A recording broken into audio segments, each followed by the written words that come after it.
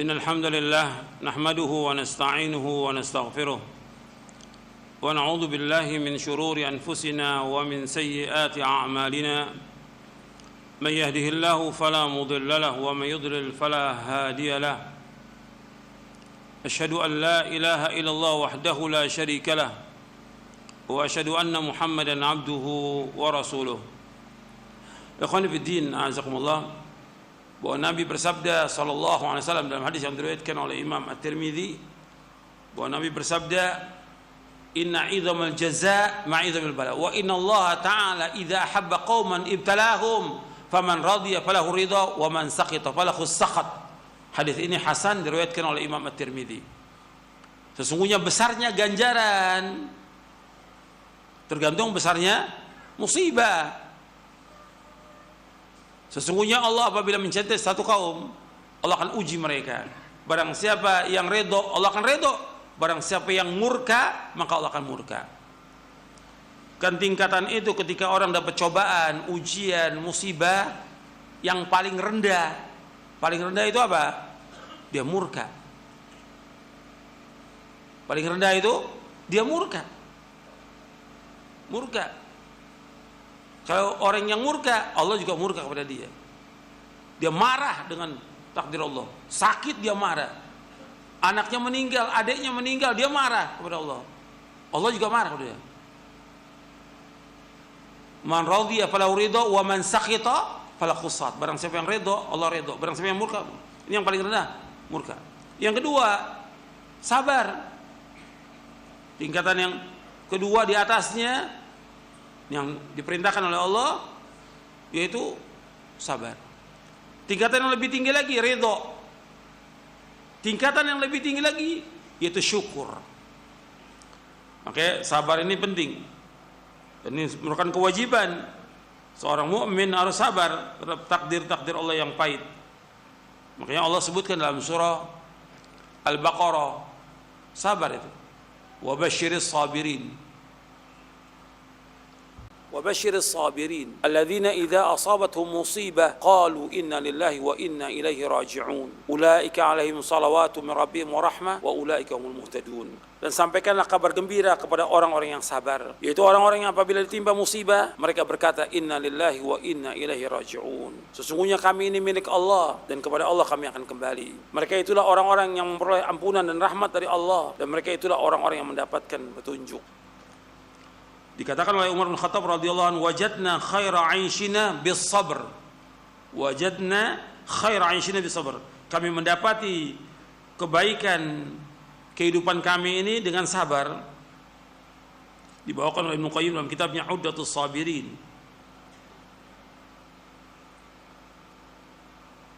Dikatakan juga oleh Ali bin Abi Thalib radhiyallahu an, as-sabru matiyatun la takbu. As-sabru matiyatun la takbu. Artinya sabar itu merupakan kendaraan yang tidak akan terjatuh. Arti manfaat sabar itu.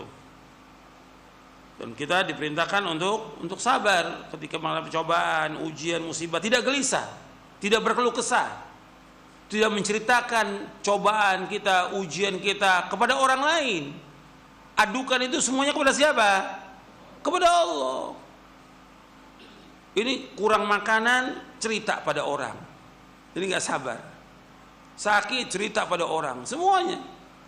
Bukan hanya seperti itu, bahkan minta-minta pada manusia. Nggak boleh, hukumnya haram. Antum ingat, Nabi pertama kali mengambil perjanjian dengan para sahabat yang masuk Islam. Apa perjanjiannya? Di samping mentauhidkan Allah, tidak boleh berbuat syirik, nggak boleh berbuat maksiat.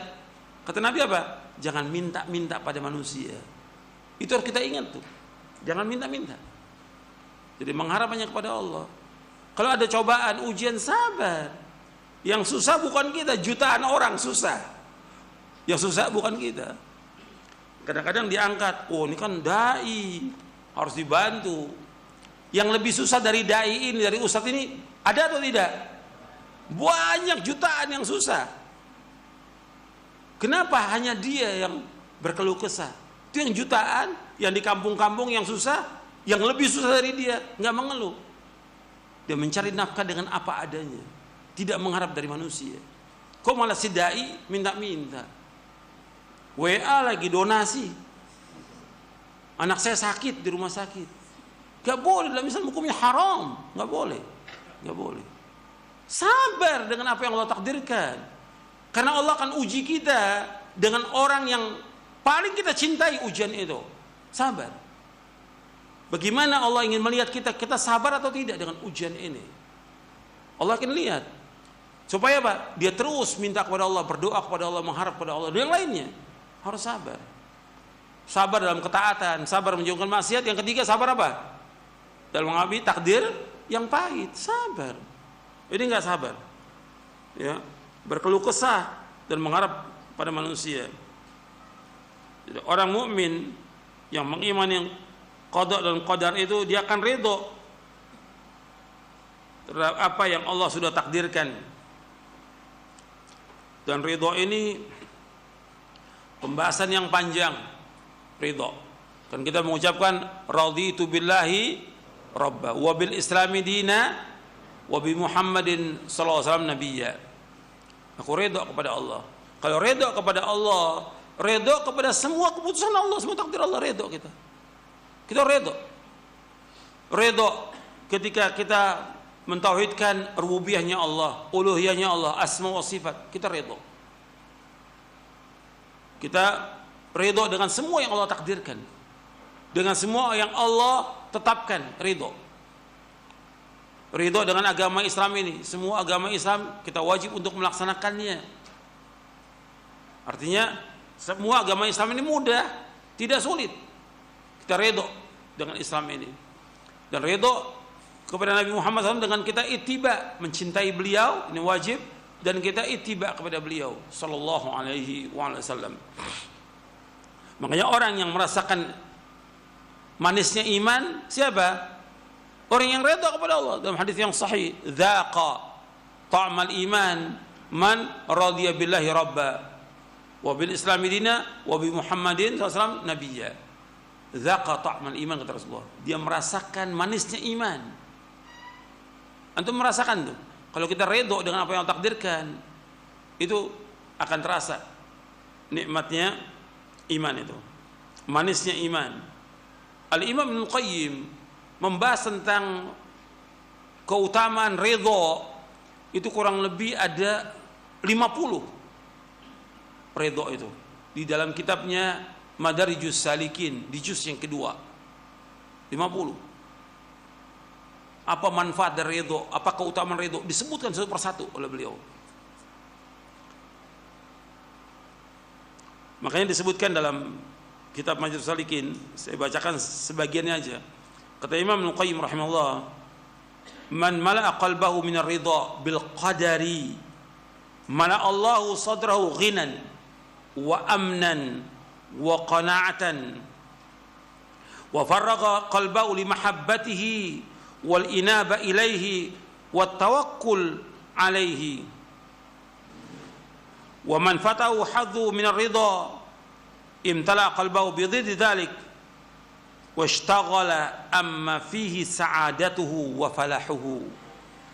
Kata Imam Ibnu Qayyim rahimahullah, barang siapa yang memenuhi hatinya dengan redha kepada takdir Allah, dia redha, maka Allah akan penuhi dadanya dan hatinya dengan merasa cukup. Allah menetapkan dia hidupnya pas-pasan, dia redha, maka dia menjadi orang yang paling kaya di muka bumi ini. Kata Nabi apa? Warda bima qasamallahu laka takun aghnan nas. Redholah dengan apa yang Allah berikan kepada kamu, kamu jadi orang yang paling kaya di muka bumi. Kita punya beras cuma 1 gelas, cuma 1 gelas. Kita bisa masak hari itu untuk makan dengan istri sama anak, cukup. Kita redho, maka Allah akan penuhi hati kita dengan kecukupan. Makanya Nabi bersabda, qad aflaha man aslama wa ruziqa kafafan wa qanna'ahu Allah bima ata. Kata Nabi SAW, sungguh berbahagia siapa orang Islam. Qad aflaha man aslama wa ruziqa, dia diberikan rezeki cukup, pas-pasan, dan dia qanaah dengan apa yang Allah berikan. Maka Allah cukupi dia dengan kekayaan. Wa amnan, dan juga merasa aman dia. Orang kalau dia redha dengan takdir Allah, aman dia, tidak ketakutan. Enggak seperti sekarang, semua takut. Orang beriman tidak. Allah sudah takdirkan, enggak akan menimpa kita kecuali apa? Yang Allah sudah takdirkan buat tenang. Dia keluar rumah tenang, dia berangkat ke masjid tenang, di masjid juga tenang.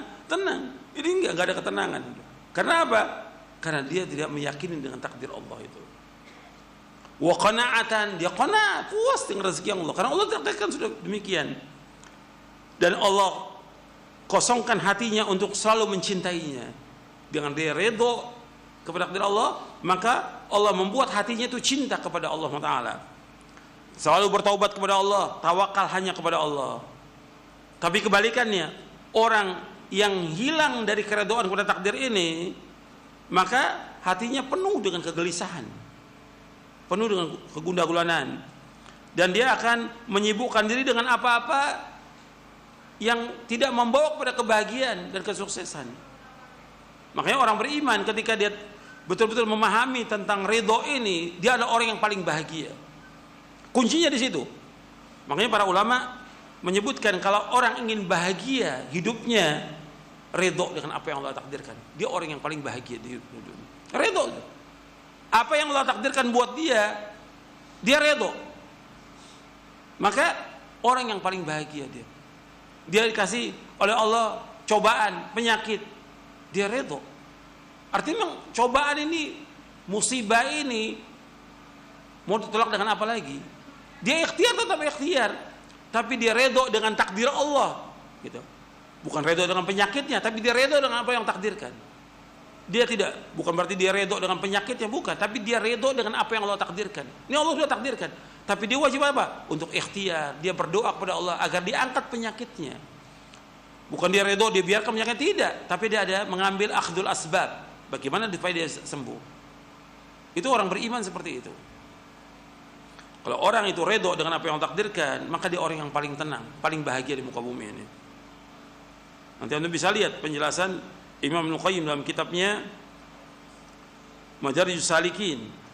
Saya pikir cukup sampai di sini, mudah-mudahan bermanfaat. Wassalamualaikum warahmatullahi wabarakatuh.